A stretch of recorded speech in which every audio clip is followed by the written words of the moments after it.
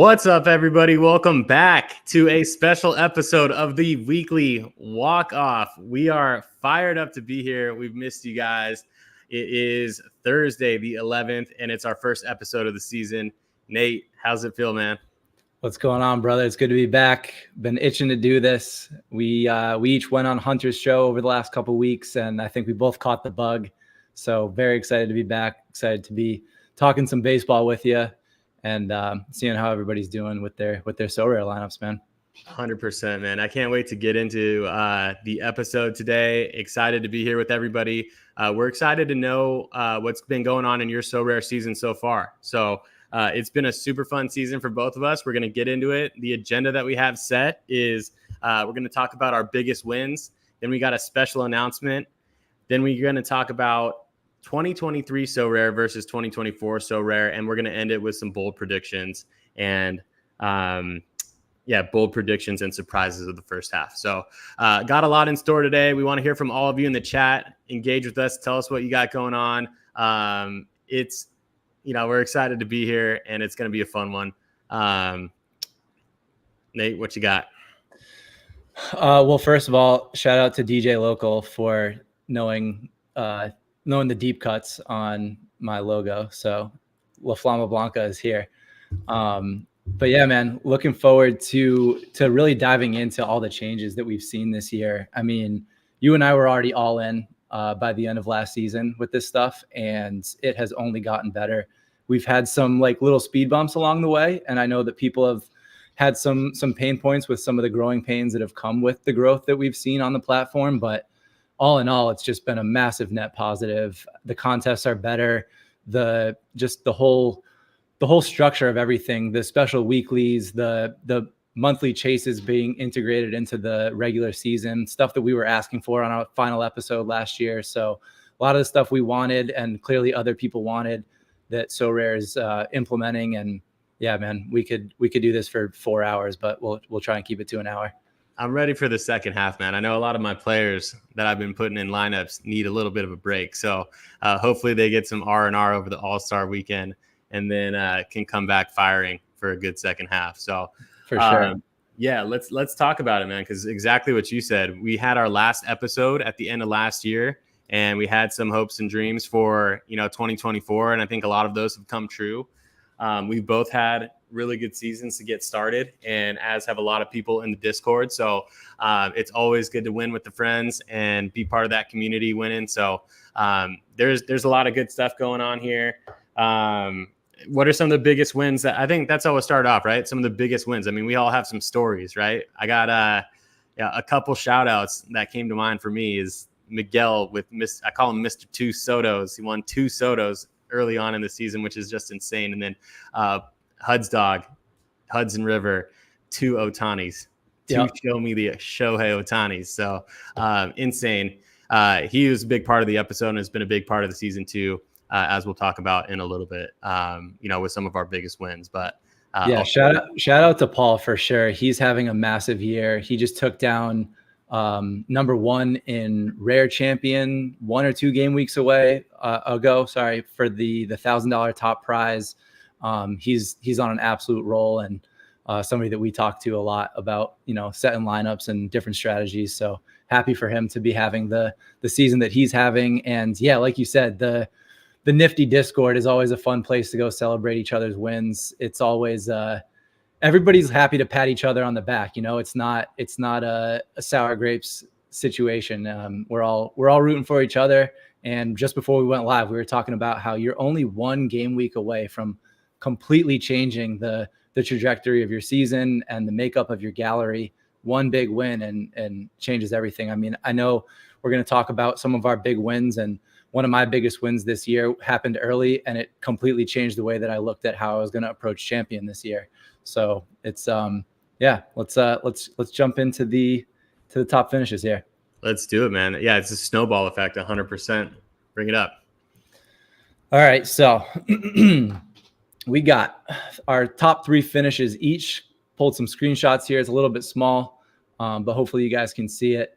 And like I said, you and I were both playing, not quite playing Moneyball last year, but something close to it. I mean, neither one of us had any of the top players, no Acuñas or Otanis or Judge or Witt or Gunner or any of that. Like we were playing completely with one hand behind our back and still kind of managed to win enough prizes that we were like, okay, this is legit. We can use our baseball knowledge. We might not be flirting with a podium every week like, some people are, but we did enough. And we've each kind of parlayed what we grew our collection to last year into some serious wins this year. So for me, game week 3, you can see my limited AL. This was my first win. My first, I grabbed the podium at the end of last year in the playoff chase, but this was my first place finish.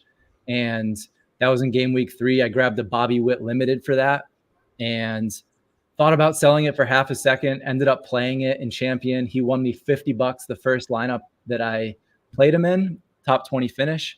And I just have kind of grown my champion collection from there. So that was exciting, especially to do it with the Red Sox stack. As you can see, Tyler O'Neill hit 3 home runs that week. It was the early West Coast trip out in LA, and they just kind of beat up on the Angels. So that was big. I also pulled down a Gunnar Henderson for 6th place in Limited Pro a few weeks later. And those 2 cards really kind of changed how I looked at how I was going to approach champion, because up to that point, first few weeks, like everybody else, I was a little skeptical. We bought these collections. We thought that they were going to be able to be used in perpetuity. It felt a little bit like, man, I can't use it for the money contest. But as we've kind of seen it play out, I think that you and I both agree that at the end of the day, in order for this to continue being a successful platform, Sorare needs to find ways to make money. And that is with the current season cards. And I think that they've simultaneously figured out how to do that while providing value to those of us who have chosen to invest in those cards. And I mean, my 2nd place in limited champ was a really nice cash $250. I've kind of scraped together a couple other $50 finishes and some 20, some 10, some 5s.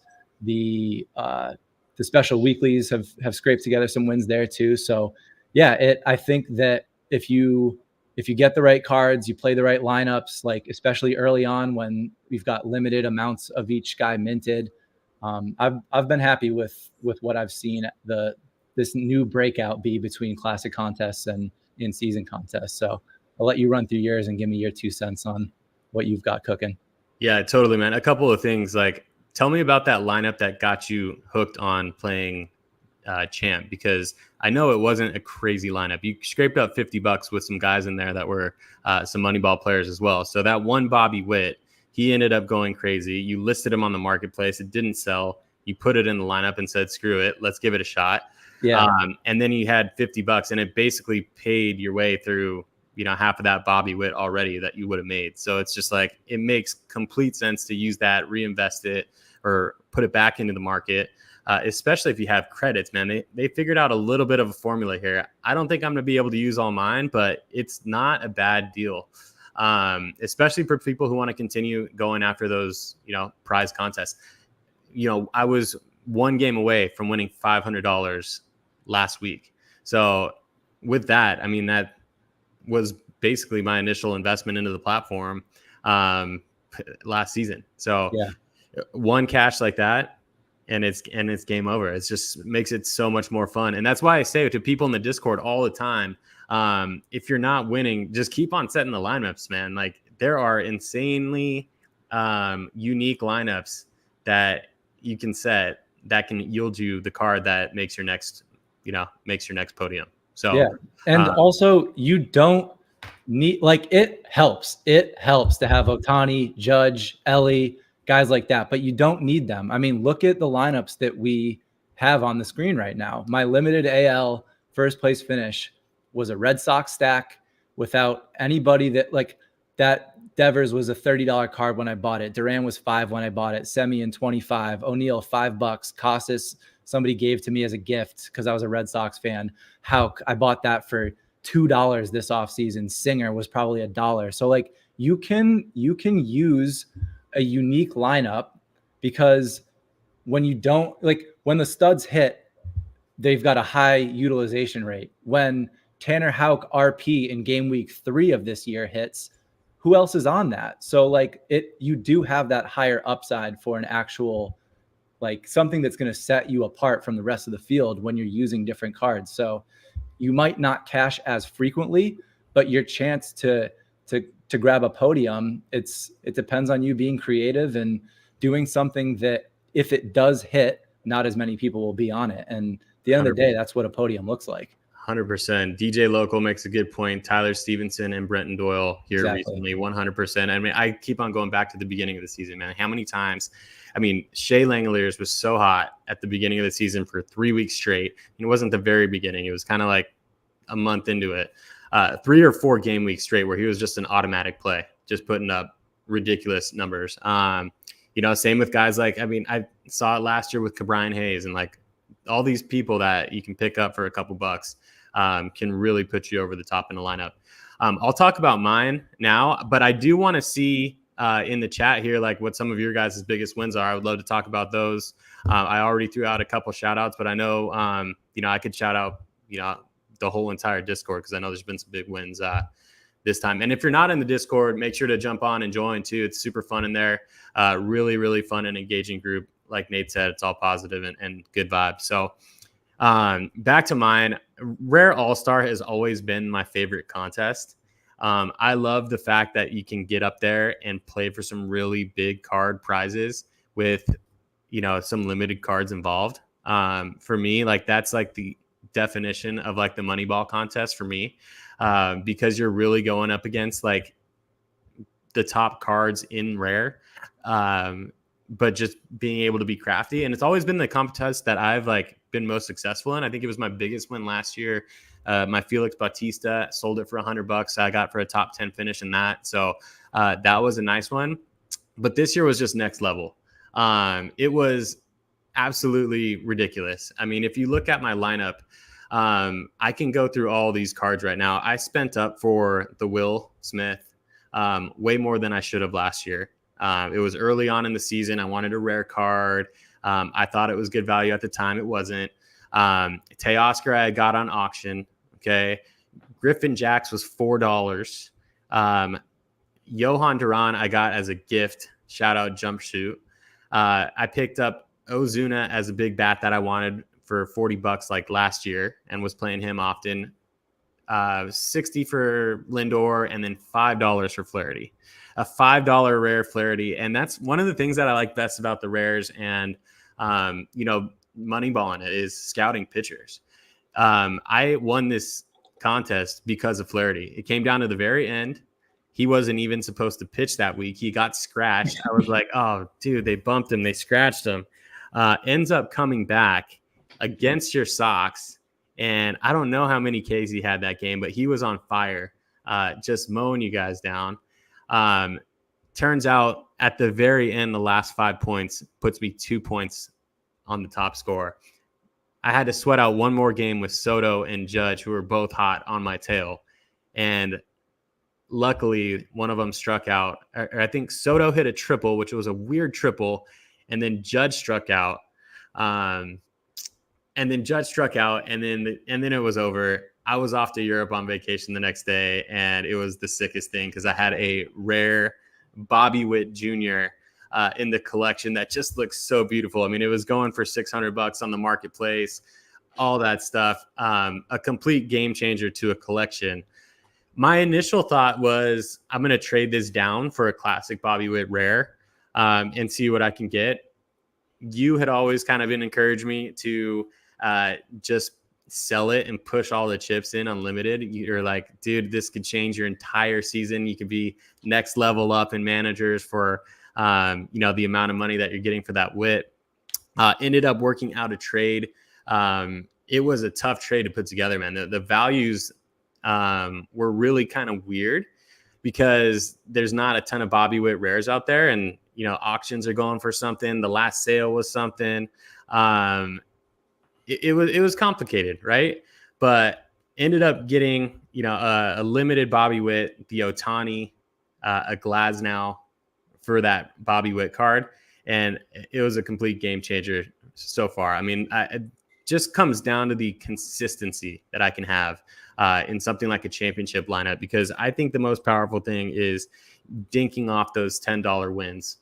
That's so good for, being able to use as gunpowder basically on the Which auction I marketplace tried to or tell in the you for market. like a month and a half. I know. I was stubborn. I didn't want to deal with it.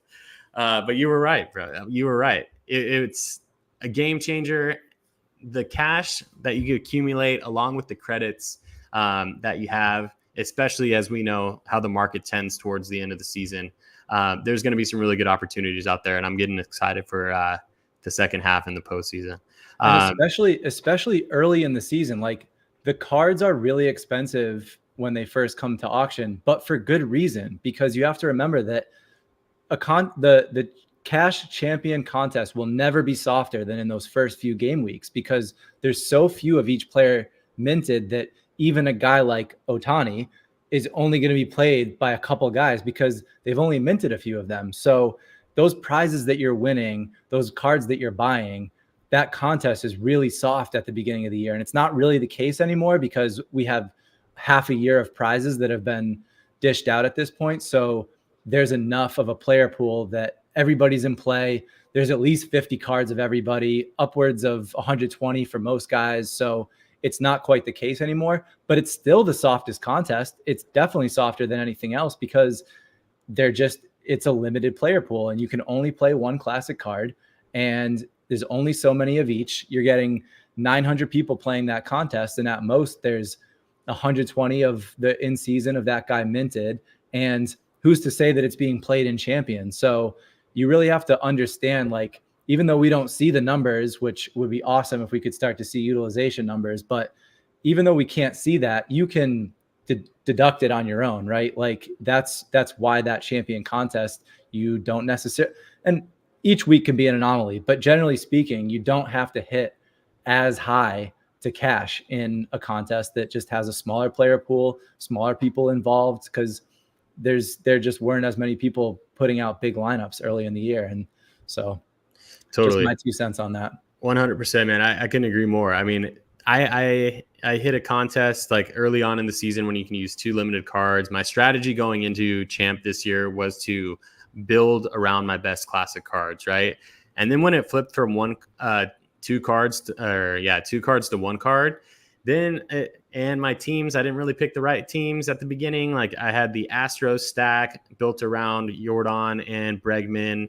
I had, what else did I have? I had a Blue Jay stack built around Vladdy and Bo. I had a Met stack built around Pete and Lindor. That was my strategy going into it. I was just like, I'm going to play those 2 guys one of those 2 guys every time, and I'm going to throw a stack in there, see if we can knock some stuff off. Once it went down to 1, it wasn't working anymore, especially when those teams are cold. So you got to, shift away from there. So I just started going pro the whole time until I got this. I wasn't even really playing champion until I got that big, the big win with the Wit, traded the Wit. I also in the same game week took 15th in pro and got a Glasnow. So that was cool. I sold it right away. Made like $42. I tend to like to do that with pitchers because, they get injured a lot. So I'd rather have the cash and move it. But, I also made another trade as part of the Bobby Witt trade. I received a Glasnow for my rare as part of the limited trade that I got. And I traded that into Grayson Rodriguez, a Glasnow Classic, and then a Pablo Classic. So 3 arms for the in-season Glasnow. And look at the middle lineup right there. 5th place last week. And who was, a solid piece of that lineup? It was Grayson, part of that trade. So it's just stuff like that. It snowballs, right? So keep on setting those lineups. It takes only 1 week to change your entire season. And, I hate to say it, there may be a drop off in engagement. There usually is. You'd like to see it pick up, and it very well may. I think it should, but there's a lot of things coming up too. Like, for instance, European football season is right around the corner. And Sorare is making a lot of announcements there. So there's rumblings of, that may be, an opportunity to win some more. So I'm excited to double down and just have a really fun second half. But those are my top finishes for the year. So love it. We're rolling. A lot of guys in the Discord rolling too. We're seeing a lot of nice wins, and like we said, it only snowballs. It's just like this is a game where you look at it across years instead of game weeks, and it is something that's going to progress over time. So yeah, there's some guys that have the bankroll to buy that collection right up front, and like by all means go for it. That's how these games are cashed, and I've got no issue with it. But if your bankroll is smaller, you can still build over time. You can collect wins, collect cards, get cash prizes, and just keep building that collection. And it is a snowball effect. It really is. Yeah, I'll throw a little nugget in there for, maybe some potential beginners watching, because it came up in the Discord, and I'm not going to spend too much time on this. I'll just take like 60 seconds or less. But they were like, how should I spend coming into the contest? First of all, I'd stay in majors as long as possible. The extra bonus that you get for the limited cards is amazing. I wouldn't spend too much on pitchers. I especially wouldn't spend too much on relievers. And I wouldn't spend all your money at one time. I would go maybe half in, pick some guys that you really like with upside, play those cards. You'll have some good matchups and be able to accumulate. And then have that money for either credits that you earn or, auctions that you want to take advantage of at good times. So that's just a small piece of advice for, people who are newer to Sorare. But if you have any questions at all, join the Discord or, hit us up. We're happy to answer them. Yeah. Hit us on Twitter too. Yeah.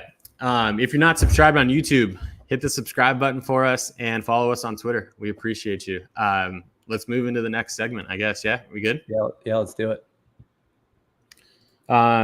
Next segment's 2023 versus 2024. And we scraped the surface of it as we were talking about our wins. But before we jump into that, you want to hit everybody with the announcement? Absolutely. Yeah. Good call. You want to do it? Take it away. You got it. You've got it written down. Yeah. Take it away. I don't have do you have it written down? I can find it. Well, we know how it works. So yeah, the announcement is that I botched it. Do it. Take it away. We're not quite ready to be back every week, but we are back for real this time. So we're going to do an episode every 3 weeks. So I don't know let's see, I can pull up the date. So we've got August 1st. We're going to do Thursdays. We're going to keep it with Thursdays. We're going to do August 1st, and then we're going to roll into August 22nd, and then September 12th. So we've got those 3 planned. So we got 3 episodes planned out. That'll get us through most of the baseball season, and then we will definitely be back for the playoffs as well. But we're excited to be back. We're excited to be making content again, doing these videos, live streams. I don't know what else we're going to be doing. Eric and I have a lot that we're cooking up right now. We're having a lot of conversations about what we're excited to talk about and create. But the bottom line is that we've got 3 episodes planned through the rest of the season. We'll be here every 3 weeks. And if there's specific stuff that you guys want to hear us talk about, obviously, like we said, Discord, Twitter, let us know. But we're excited to be back. We're excited to be talking about this stuff again. Can't wait, man. 3 episodes on the calendar. That's before the postseason starts, which is my favorite time. So, we'll be streaming then too. I want to give a shout out also to the other content creators out there in the Sorare space, man. All of y'all, Hunter Miguel doing the streams and everybody else making content on Sorare. Good on you for being consistent with it. We're excited to join the party again and start working again with you guys. So, shout out to y'all. The content that I've seen so far has been epic. I'm excited for Hunter to head out to the All-Star game. It's going to be, we win as a team here, and the more content, the better, man. Let's get Sorare flying off. There we go. Throw it up on the screen there real quick. There we go. But yeah, join us. Mark your calendars. We're back, baby. We're back. All right. So, and then speaking of Hunter, he just threw this up there, and we are definitely going to talk some special weekly stuff because we're going to talk about Sorare 23 versus 24 now. So you want to lead us off?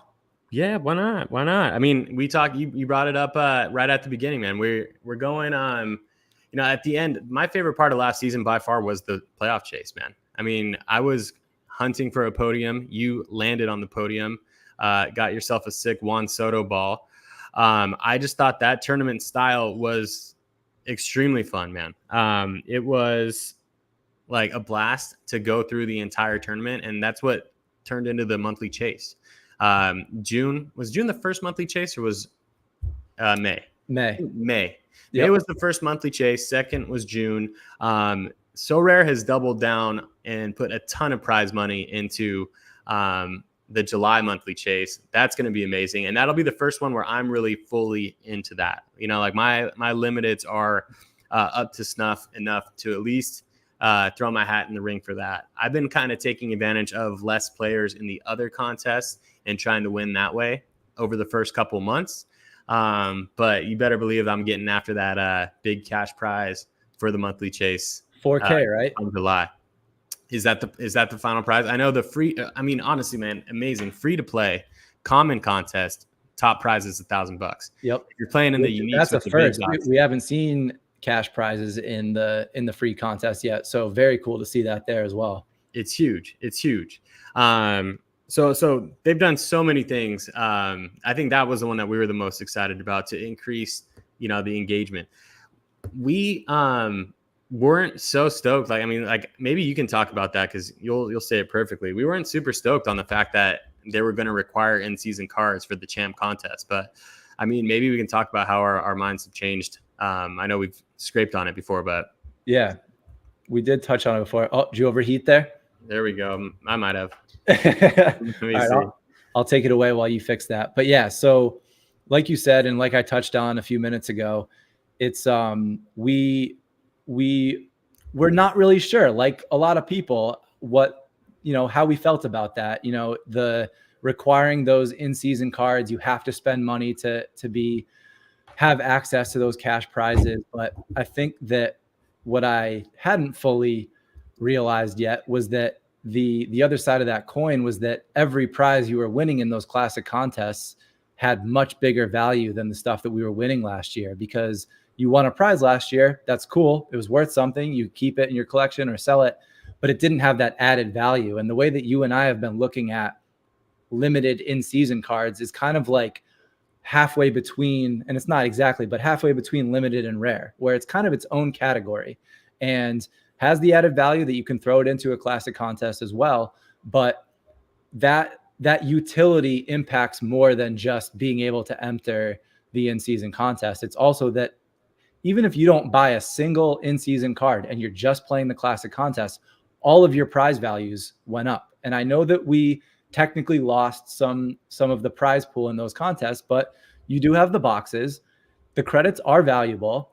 And we've also seen guys pull stars in tier 1s out of those boxes. And to me, like, I would much rather get a box than a tier 4. And I know that not everybody agrees. We all have different collection goals and stuff like that, but I would rather have a 0.001 chance of pulling an Ohtani. That's exciting. Like, I love that. And I love how the auctions work on Sorare, but having that little added opening a pack element has been really fun. So once we saw it play out for a few weeks, I quickly flipped my tune on that. And I think that they've done a good job with it. It's created utility. It has added value to those cards and those prizes, but also more importantly, they've only added more and more ways to use those cards, which is what Hunter had thrown up on the screen there. These monthly chases, these special weeklies, all of a sudden we went from having one lineup to enter those contests in to two. And that's a big difference. That's that much more cash that you could potentially win. And you also get to make a decision between which one you're going to put your priority lineup in.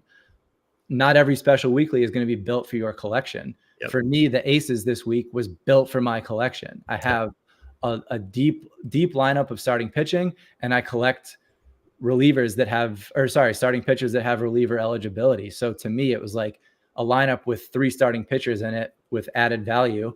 It was a no-brainer. For something like the Field Generals, I played a lineup with 5 catchers as my bats, and it was fun, but like I didn't quite have the top tier guys there. So I didn't prioritize my 2 pitchers on that. And that's fun. You take what your collection is built for and decide what you want to prioritize, because a special weekly might water down champ or vice versa, and you can play to that. So I think that that's really fun. I think that the chase is a really cool way to see who's consistent, right? Like you don't need to have a podium in any given week to get a podium overall in chase. You could get a bunch of top 15s and be way ahead of everybody else. I've had some decent chase finishes, no big money cashes, but I've seen what it looks like when you come in 50th place each week and all of a sudden you're in the top 10. And so it really is, there's so many different ways to play now. And I think that that's only going to grow, but that's way more fun to be able to deploy our cards in those different formats and play different games. Because for me, I'm already trying out different styles of lineups in the regular contests. So to have something that actually like forces you to do that and kind of shakes up that meta and makes you think about, maybe I will roll the dice on this different type of structure. To me, it's just so much more fun to have that versatility. It's super fun, man. I mean, I mean, the extra added utility is amazing. I mean, it comes in many different ways, right? It creates liquidity in the market too. I mean, I think we forgot to mention that, but the first time around, I didn't play even though there was 2 weeks of field generals, which I thought was the most fun contest. That was epic. Whoever came up with that, a tip of the cap to them, because it was just a blast. The way that the multi-position catchers came into play there was just awesome. I almost, I think I took home a cash prize on the second week, but I didn't play the first week at all. I was able to throw in some random ones in there, like, I don't know, Garver, I think, had a big game, one of those games in the second week.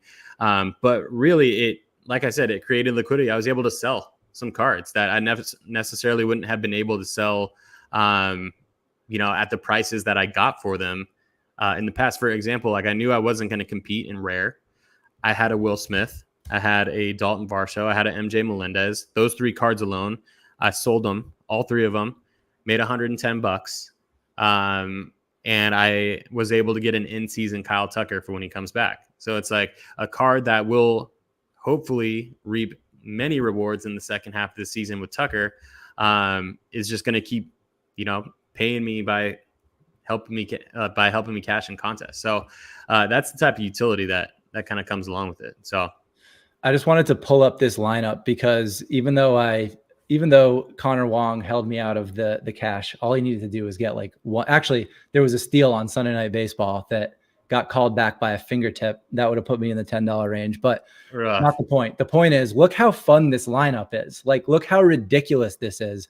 3 guys, 69 plus, Contreras 122, Langoliers. I mean, I just said screw it, and I put 5 guys in that all had catcher eligibility. I didn't even think about it. Like, was there a better play than Melendez at outfield? Probably, but his upside was just so big that I was like, I'm just putting all catchers in here, and all I have to do is get hot with a couple of them and hope that everybody else has a high floor. Unfortunately, my pitching flopped hard.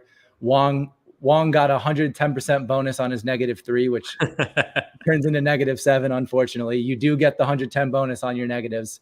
But this was a fun lineup. This was a fun contest. Like, win, lose, or draw. This was a unique way to be able to play so rare. And that's the type of stuff we're looking for. So I think that, and I talked about this with Hunter on his show a couple weeks ago, the rookie, or what was it? The under 25, that was fun, but it was still regular so rare scoring. You either had those guys or you didn't.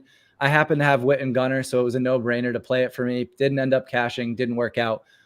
But the aces high and the field generals are just so unique because you've got this massive boost on a particular type of player. And I hope that So Rare continues to lean into that. I think that, I think that having the contest that lean towards a particular stat is fun too. But I think that leaning towards a particular type of card is really fun because it leads to a weird lineup like this. Like, I will never play a lineup like that in a regular contest, but it was sure fun to play in this.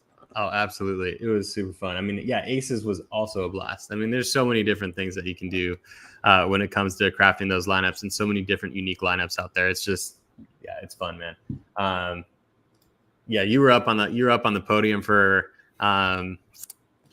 Aces High also up until recently, and you still have a chance too because Olson's hitting 3 homers tonight, so you don't got to worry about that. You can go to sleep knowing that he's gonna tuck you in the last game of the night. As I've been complaining to you for the last several days, I had Ozuna in for Olson right up until the final moment, which if I still had that, I think I might be still be sitting in first right now with Ozuna to go. Instead, I'm praying for an unlikely Olson homer to maybe help me stay in the top 5. I would love to grab a $50 cash here. That's what I'm hoping for at this point. But shout out to BBDO95 for starting Tyler Stevenson, 104 points, just ridiculous. I mean, didn't quite get it with Barlow, but Nola and Houck got the job done. Houck's getting the job done. Started Tyler Stevenson, like solid lineup here. So cheers to that. I'm not catching that one. I know La Loose Change also had Stevenson in there. So yeah, a fun contest. Hoping to maybe stay in the top 5, but I'm not holding my breath. Matt Olson's been letting me down all year. I don't know why I played him. I decided to be bold. Didn't pay off. Yeah. It was a great matchup on paper. Yeah. Fortune favors the brave. And like I said in our text, let's be honest. You never really trusted Matt Olson. No, I never did. You never really trusted him based on the way that he's been playing this year. You just had the hope that he turned into 2023 Matt Olson. So he had 4 games against righties, man. I thought that it was good for something. You got to play it, man. No, I mean, not a lot of people are brave enough to do that. So hopefully you hang on for that 50 spot. Love it. Should we talk just real quick about potential? I mean, like that's pretty much wrapped up this section, but Miguel had asked about the potential of multi lineups after All-Star break. You got any thoughts on that? Because I definitely do. I'm not super hot on it, to be honest with you. I don't know how cold I am. I think it would all have to depend on the parameters of how many lineups that you're able to set because, I wouldn't want it to be a thing where just like the biggest galleries are constantly winning everything. It's harder for people to compete, but it could make sense if there's only 2 entries where you can focus your efforts, on a single contest if you want. So if you wanted to play only AL contests and collect only AL cards, you can really go in on the ALs and have 2 lineups there instead of 1. So I'd be interested to see what and how and if they roll that out. I tend to think that, what's good. If it's good, don't fix it, but it could also make for a really interesting dynamic too, because that makes more lineups like unique. You can throw a crazy one in there and you could throw a high floor one in there, Yeah, man. I can make an argument for both sides of it. My knee-jerk reaction is that I don't love it. I certainly hope that if they do roll it out, that it's extremely limited. Like you can only do 2 lineups, for example. I think that you do have to think about what is the full range of collectors, like what is the full range of galleries that are being entered into these contests. And I don't want to see the narrative where we both believe that you can cash in these contests consistently without having the top cards.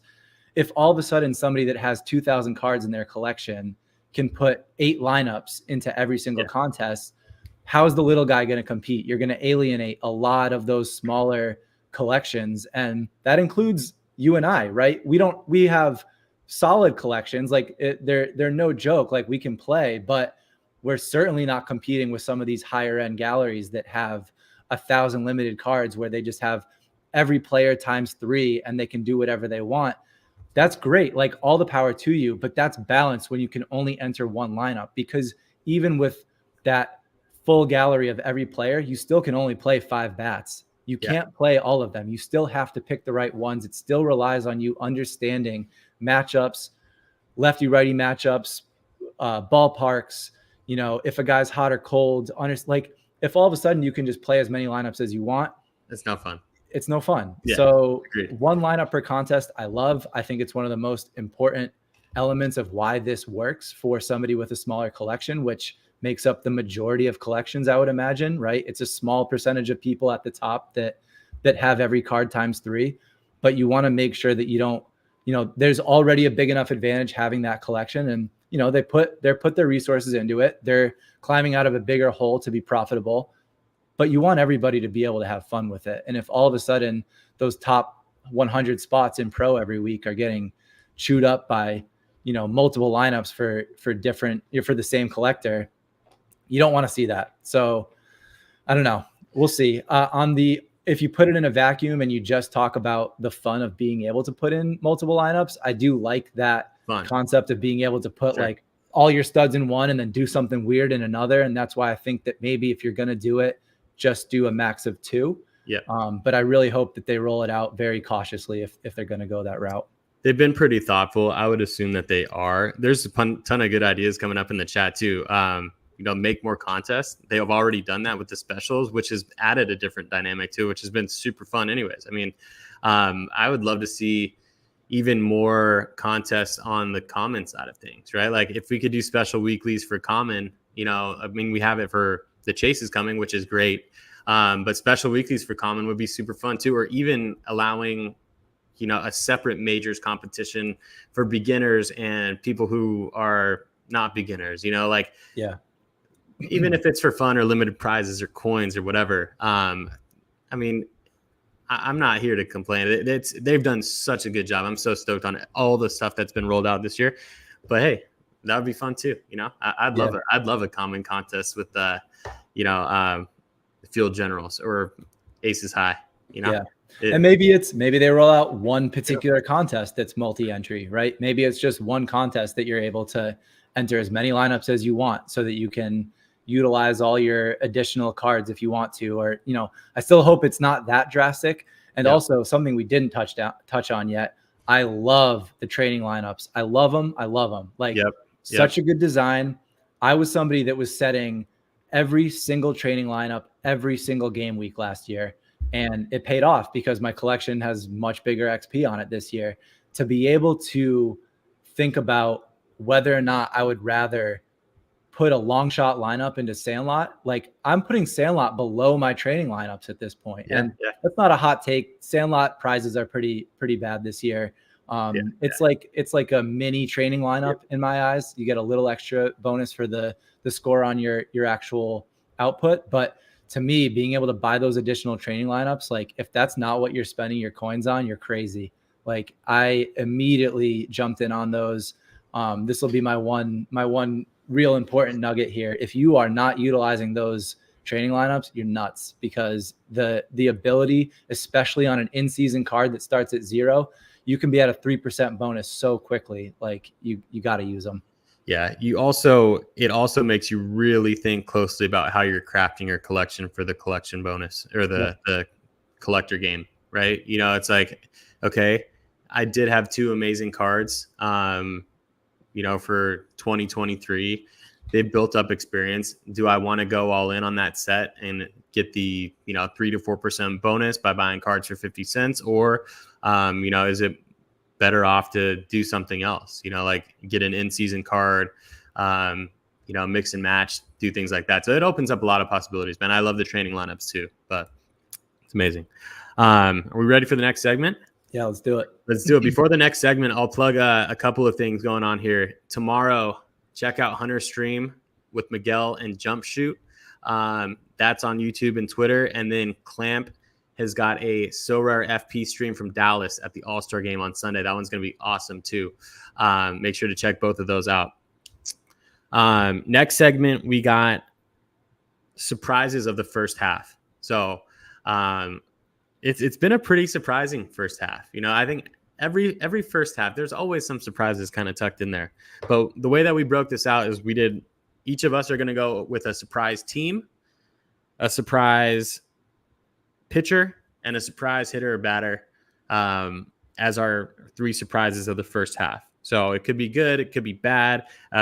Each you and I have picked one of those, and we want to see some of yours in the chat too. So who are your biggest surprises? A team, a pitcher, or a hitter for the first half of 2022?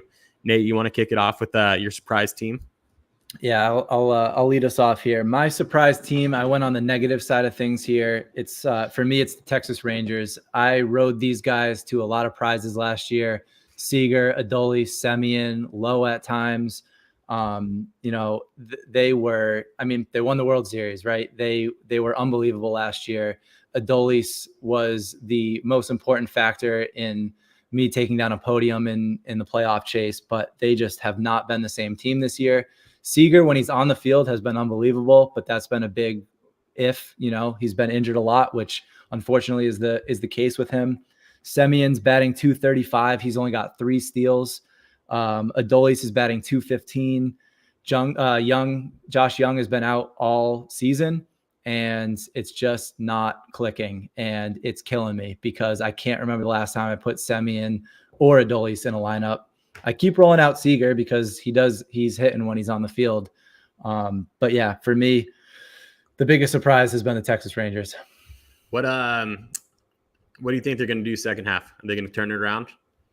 I don't know, man. They need a lot of guys to turn it around. I think that Young coming back could be a jolt. Nathaniel Lowe has been better over the last week or two. If Seager can stay healthy, he does seem to be hitting again. But Adolis and Semien need to step up. Pitching needs to step up. We'll see. I would love if they do, but I'm not holding my breath. There's 6.5 games out of the West and 7 out of the wild card as we speak. So it's definitely possible with the bats that they have. I think Josh Young is going to make a huge impact on that lineup. I mean, he's just the dude rakes. That's one of my, this. I bought low on him as soon as he went out. I think I got a Josh Young as part of a trade. I threw in some card in $8 and I pulled a Josh Young 2024.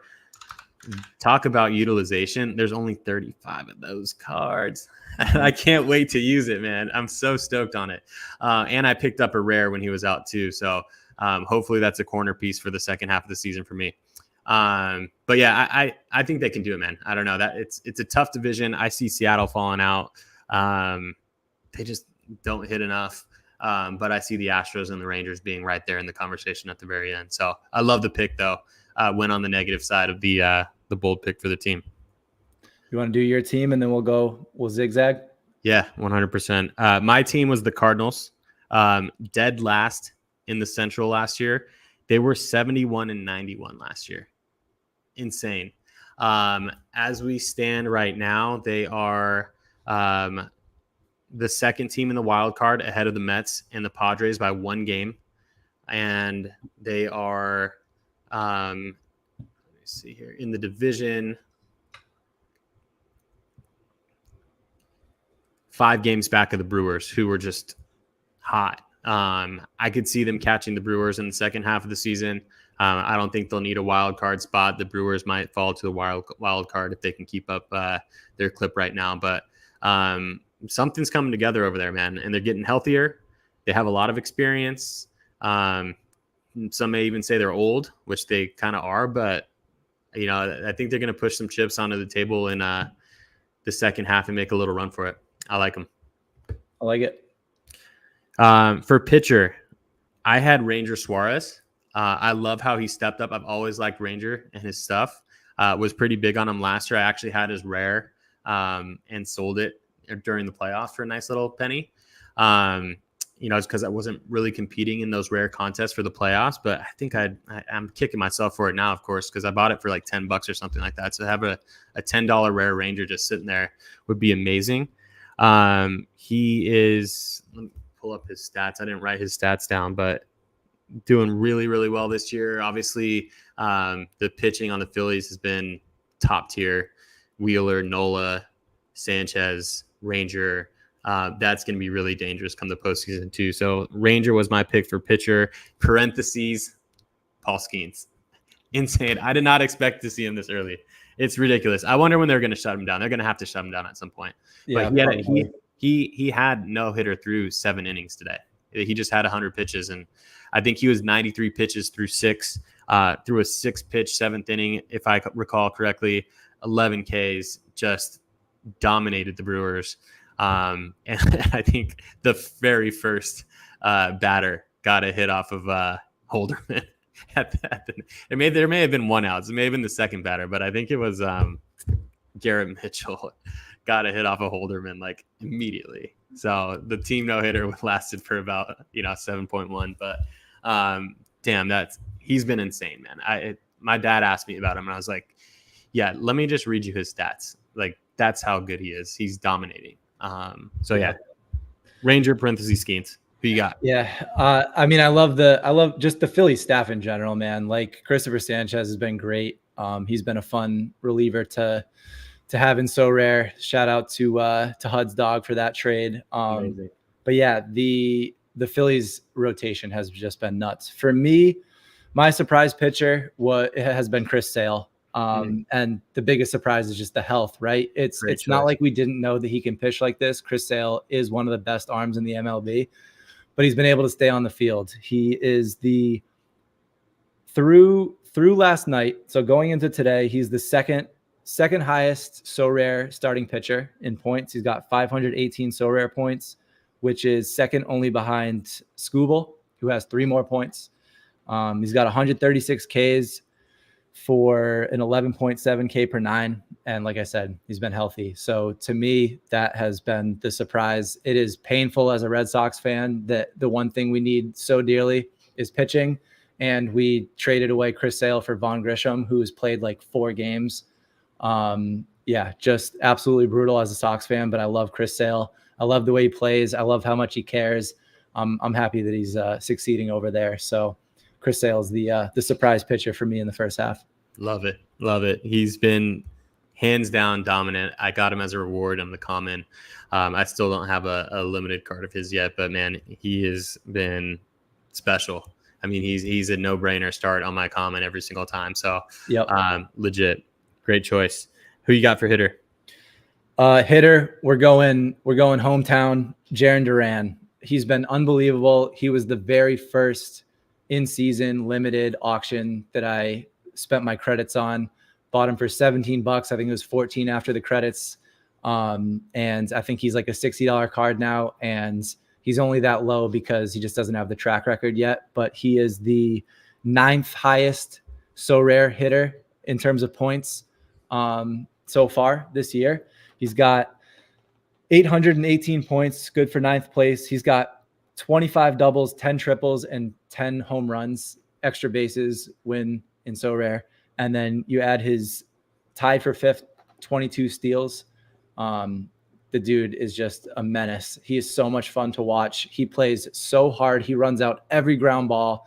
He's great in the outfield. He's so much fun to watch. The Red Sox are so fast right now, and he's the tip of the iceberg. So it's been a lot of fun as a Red Sox fan, but also on the Sorare side of things, he's been unbelievable. I've been playing him since he was a $15 card, and I'm just going to keep playing him every week. You guys are super fun to watch right now. You guys are playing some really good baseball. How do you think the rest of the season plays out for you guys? It's going to have a lot to do with what they do at the trade deadline. Yeah. We've got pitching that has played over its capability up to this point. We've got some really good guys there, but they're all approaching career highs in innings pitched. So mine is Bello. Yeah, Bayo's been rough. I think better days are ahead for him. He's got a nasty changeup. He's a good pitcher. He'll figure it out. Houck has been great. He's slowed a little bit lately, but having a nice night tonight. Definitely hurting me in Aces High. I've dropped down to 7th place now. Come on, Olsen. But yeah, the Sox, I think, can make a run if Breslow doesn't screw up the deadline, but that's a big ol' if. Yeah, I mean, they're going to be right there, man. It looks like they're gluing together. It looks like they got a lot of chemistry. Yeah. And yeah, arms are so important, especially come postseason. So hopefully you guys can put it together and finish strong, man. Be cheering for you. Sure. Who's your hitter? For my hitter, I had Marcell Ozuna. I mean, I feel like every day in the Discord we're saying Ozuna with the bomb emoji because he's just 24 home runs and 75 RBIs. I think second in RBIs only to Aaron Judge at the break, and the Braves need it. I mean, like they're doing great. They're doing fine, but they are nowhere near the Braves of 2023. Yeah. I think Riley's going to step it up big time in the second half. He already has. Hunter says he's got to be juicing, but I think he's just a huge dude. I mean, like the Big Bear is like the perfect nickname for him. But man, he just like, what I love about the Braves is just like every single dude just has a power stance, dude. They look like they want to hurt the ball every single time they swing. So I love watching lineups like that. And I mean, it's definitely, I mean, last year he's 33, right? So he's not the youngest chicken in the coop. But he had a really good season last year. I just didn't expect him to continue it. I mean, I think it's when I bought him for $40. Yeah, where would the Braves be without him this year? Let me take a look. I mean, like they'd be hurting without Ozuna. I mean, not behind the Nationals, but definitely behind the Mets. Yeah. I mean, they're 51-40 right now. They may be a 500 team without him. Maybe. I don't know. Maybe not. Acuna out. I mean, you've got Olsen just a shell of himself. Riley was out for a long time. Murphy was out the whole first half. Albies was cold for a long time. He's picked it up as of late, but yeah, Ozuna has really buoyed them for sure. 100%. That wraps it up, I think. Yeah, let me know. Yeah, throw some in the chat. Let us know what you guys have. If you have anyone that comes to mind, we'll throw them up on the screen. I say we roll it into the next section, which is the last of the stream. It's our bold predictions for the second half of the season. So we each got 2 of them. I'm not necessarily wanting these things to happen. I'll just throw a precursor out there. But they are some bold predictions. Nate, I'll let you kick it off. All right, I'll do my first. My first is that the Kansas City Royals will win the AL Central. Woo! That one was bold. I like that. That has some hair on it because I disagree. Break it down. Break it down for me. I made some very weak predictions last year when we did this with Greg, and so I'm coming out guns blazing this time. But I legitimately like the Royals. They've got some exciting young talent. I think that, I mean, Bobby Witt, obviously, like he is becoming the star that he was projected to be. So he's the centerpiece there. But you've got Michael Garcia, you've got Pasquantino, you've got I think Melendez. Obviously, he's been brutal, but if he heats up, Pasquantino continues to become the player he's becoming. They've got solid starting pitching, Raggins, Singer, Lugo. Like it's a legit team over there, and they've gone on runs. And it's also like, I know that the Guardians have been really hot, and it's not that I don't like the Guardians, but J-Ram can't have MVP numbers the entire season. And, I think that if there was a division where something crazy could happen, that's the division, because it's just, there isn't that like absolute powerhouse in there. I know the records kind of say differently at the moment. But for me, I could see the Royals taking it down. There we go. Best of luck to them. I think that division's really strong, man. I think the Twins look great. I think they're going to be dangerous. I like their staff as well. I mean, their bats have been insane. Same with Cleveland. I think either any 3 of those teams has a shot at that division, man. It's gonna be fun to watch that one play out for sure. Yeah, man, that's definitely gonna be fun one to watch, man. I can't wait till the trade deadline comes. It's all about arms, right? I mean, where are guys like Garrett Crochet and Jack Flaherty going? The big impact arms that are out there to be traded. So my first one, I went with a World Series prediction. I have a couple different layers of bold on this one.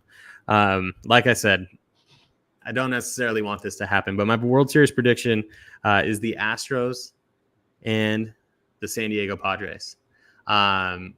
2 teams with a lot of experience that I believe will make some moves. They already have, some decent arms on their staff. I mean, especially if the Padres make a move for a pitcher like a Crochet or a Flaherty to pair it with Cease, Michael King. That looks really nice. The Astros already have Ronel Blanco, Framber, Hunter Brown starting to look really good. And, they're both getting healthier as the season goes on. They'll get Tatis back. Astros will get Tucker back. I'm starting to hear some rumors about them wanting to get a first baseman. Like, how is Tucker still out? It's crazy. Fouled the ball off his shin. What a weird injury, man. I need him back. It actually kind of scared me that he's been out this long. Like, how bad is this thing? If he freaking stubs his toe, if he hits his shin on the side of the bed, getting out of bed tomorrow, is he going to be back on the IL for 60 days? Dude, it's crazy, man. It's crazy. And the number of guys that we've seen get hit in the hand this year. I mean, Mookie's out with a broken hand, but like so many guys getting hit in the hand. I know that's part of baseball, but it just feel like it's happened a lot this year. Yeah, agreed. Lots of injuries, both. I mean, like, all throughout the league. It's who's healthy and who's coming into form in September, October is it's momentum, man. We'll see who can have the momentum going into the postseason and ride it all the way. So those are my 2 picks. If you really want to layer it on top, I'll throw some extra kudos to somebody who's having an incredible season and a starter in the All-Star game, Jerks and Profar. My extra bold prediction is that he'd be the World Series MVP. So crazy, man. He's good for him, man. Couldn't hack it on the Rockies, comes back, and he's the corner. Like, he's lighting it up for the Padres. So and still doing it. Like, been doing it all year. We all thought, like, okay, there's guys that get hot to start the year and then it fizzles out, but still doing it. Perfect example. I picked up his rare card for $9. And I picked it up just so that I can play a stack with Cronenworth. And it was Cronenworth, Kim, Profar. I really wanted this lineup. They had 4 games in a game week. I thought it was a good matchup. So I was like, okay, I'll stream it for $4. He goes off. I end up winning. I think I won at Gleyber Torres. So I got in the top. I think I don't remember exactly what I got that week, but I think I got a Gleyber Torres. So like a tier 2 rare in rare all-star. And then I tried to put him on the market. I tested the water. I was like, maybe I could get $40 for this guy. And then he just kept playing well. And I was like, I'm just going to keep this damn $9 card, man. Yep. It's better to just play him and have it there, knowing I only spent $9 on this rare. Maybe I'll sell it at some point if he really goes in. If I can't compete in the playoff chase and he's still in there, I'll probably dump it off. But until then, I'm keeping that thing and playing it. It's been too fun. It's a fun conversation because, you and I both pretty much buy cards that we want to keep. We're mostly selling prizes that don't align with our collections and then just rolling that into a guy that does.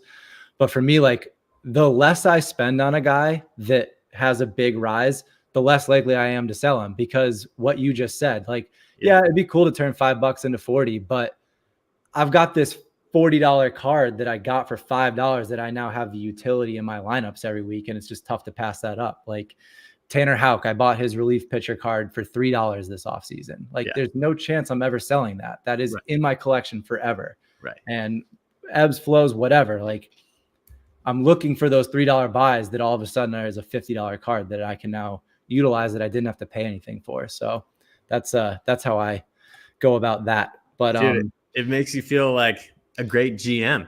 Yeah, that's what Sorare is all about, dude. I'm like, look at, I talk to you about this all the time. I was like, dude, look at my starting pitchers just killing it for me in the rare contest, dude. Jameson Taillon about for $5. Jack Flaherty $5. Put me on the top plot in the podium. Like, who else did I have there? I bought Hunter Green for like $12. Like, it's getting those cards. Like, that's what Sorare is all about, man. Yeah. Clamp said, this is why I end up with like 16 of every card. I know. And you're always bidding on the auctions too, man. Yep. Love it, man. Love it. Yeah. Sweet. One more bold prediction each. Before we wrap up the episode, guys, thank you for being here. We're going to give our one more bold prediction. We want to hear some in the chat. Maybe we hang around for 5 minutes after that and, see if you guys have anything on your minds. But if you're watching right now and you have not subscribed to the channel yet, hit the subscribe button, help us out, hit the like button. We really appreciate it. Follow us on Twitter, like our stuff, retweet our stuff. Really appreciate you guys being here. It's an epic turnout. And join the Discord too, man. Just hang out during the week because it's a ton of fun in there. And I think there's a ton of value in that Discord, man. It's good vibes all the time. People pumping each other up. So thanks for being here and joining us on this episode. For sure. I realized that I should have started with this one first. So I'm gonna snake it and I'm gonna take this one. because I don't want to end it on a negative note. Okay. I'm going to preface it by saying this, I don't necessarily want this to happen. Would I laugh if it did? Probably. But it's a Dodger first round exit from the playoffs. And yes, I'm a Giants fan. So yeah, that's extremely biased. That's like Nate saying he wants the Yankees, as a first round exit. But I mean, they've been so much fun to watch this year, man. And I don't shy away from them on Sorare either. Like, I play them every single time I possibly can because they're that much fun. The product on the field is that good. They are so much fun to watch. I just made the prediction because I just don't like what I see out of their arms, man. I mean, Paxton's okay. I mean, they have got a couple good guys. They may be a trade, maybe making some trades too. Gavin Stones look pretty good, but yep, they just sent Bobby Miller back down to the minors.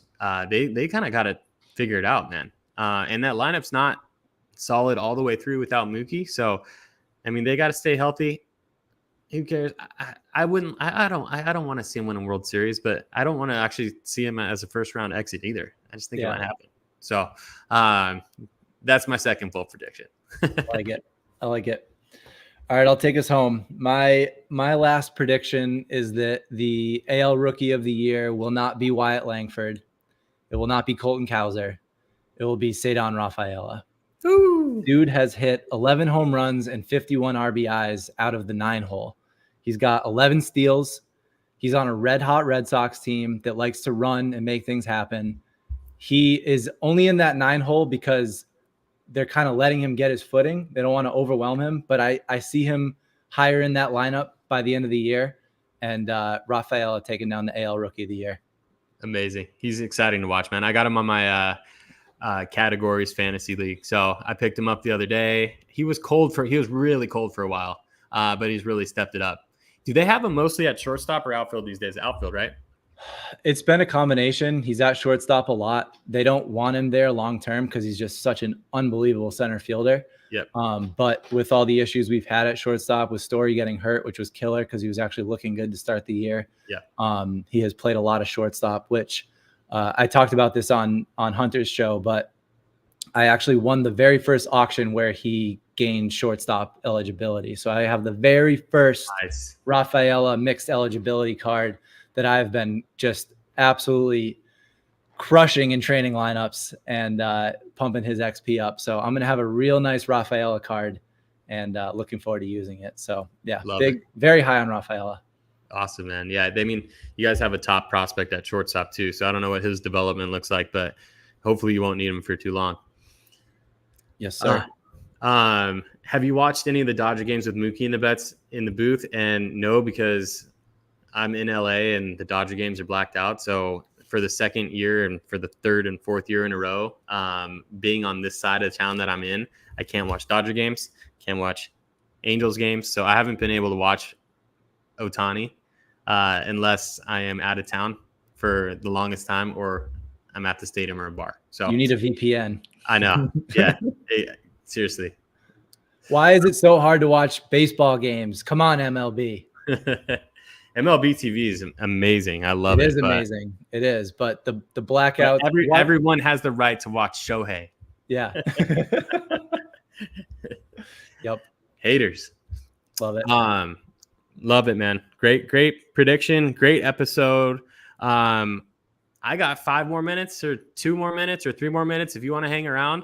Yeah, I'm hanging. Don't forget our episodes. You want to pull up the graphic again or pull up the comment at least? Yeah, I'll find it here. The weekly walk-off. We're not back every single week, guys, but we have 3 episodes scheduled throughout the rest of the year. August 1st will be our next one. August 22nd, the one after that, and then September 12th. So basically every 3 weeks. Thursday night's a great slot for us. It works for both Nate and I. And it's also sweating out the end of a game week going into the early next game week. So we wanted to do a recap this time around. Maybe next time we'll talk a little bit of strategy going into the next game week. But since they're 3 weeks at a time, maybe we kind of keep it like this too. And of course, we're down to take some topics that you guys want to talk about. So let us know if there's anything in particular that comes to mind that you want us talking here. Definitely, yeah. So And we will definitely be doing at least an episode come playoff time. We just wanted to get some stuff on the board for the rest of the regular season. Don't have the bandwidth for weekly at the moment, but yeah, this is just kind of we're on the on ramp here. We're getting going again, and definitely more to come. Amazing.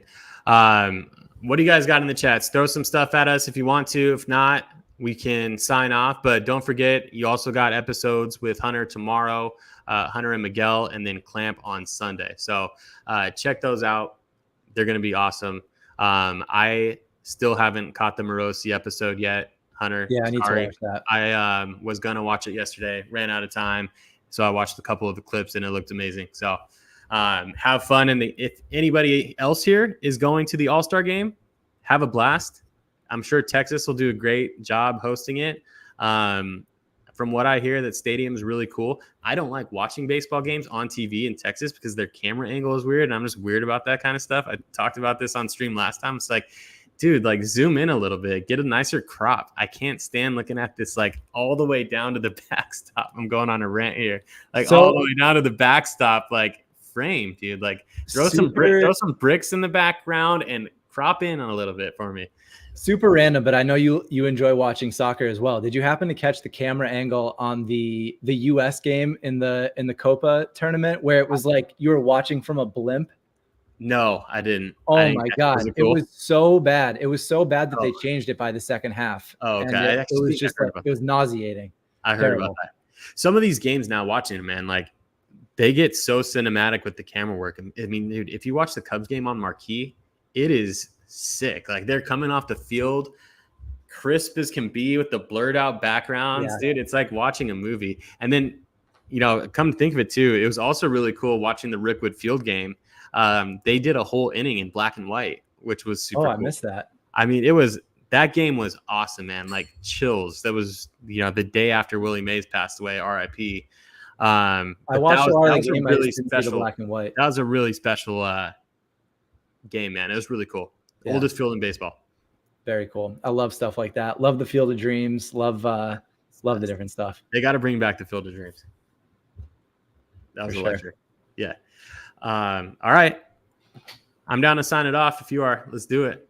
Yeah, man. Thank you for everybody who stopped by. Unbelievable turnout. I think we quadrupled anything that we did last year. So appreciate everybody stopping by and appreciate the conversation. Yeah, 100%. We'll see you guys on August 1st, August 22nd, and September 12th.